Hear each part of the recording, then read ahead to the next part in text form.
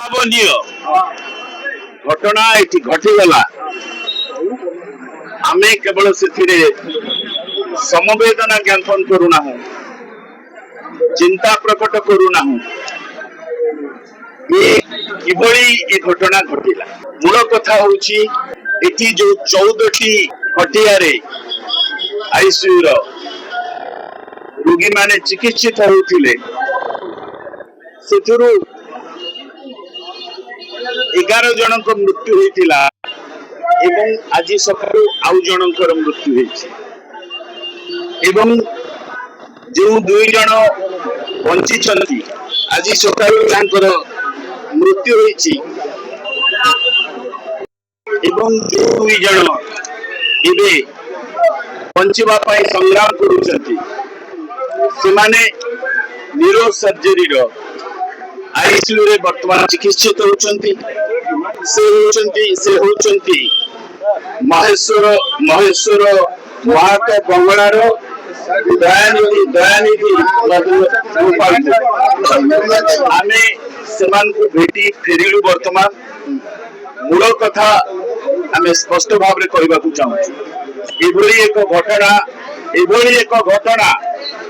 घटिथिला सम hospital गोटे घरोई hospital घटिथिला 2016-17 October रे घटिछि घटना जहाँ 1997 जो तदंत कमिशन सरकारी निष्पत्ति जहाँ कार्यकारी करने सरकारी घोषणा ताकू उल्लेख करने परे सेतेबेले सम हॉस्पिटल जी सत्ताधिकारी निजे मनोज कुमार नायक सी पूर्व व्यवस्था अवश्य निज पक्षर करते 5 लाख टंका प्रत्येक परिवार को एवं अन्य खर्च से बाहर को पठेबार एवं सी निजे से घटना निजे गिरफ होते से घटना गोटे घरोई हॉस्पिटल मालिक से आसी निजे पुलिस पाखे पहुंची संगे आउ 4 जन परवर्ती अवस्था गिरफ होते प्रत्येक परिवार को 50 लाख टंका क्षतिपूरण से एक्सग्रेसिया कंपनसेशन दिया एवं जुडिशियल इंक्वायरी संगे यार किसी संपर्क नहीं जुडिशियल इंक्वायरी बाटे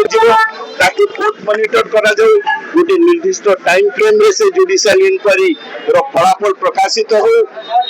जुडिशियल इंक्वायरी ना रे ए घटना खंडित एठी आमे तळु ऊपर पर्यंत समस्त स्वास्थ्य मंत्री मध्य ए घटना रे दायित्व नहीं इस्तीफा दियंती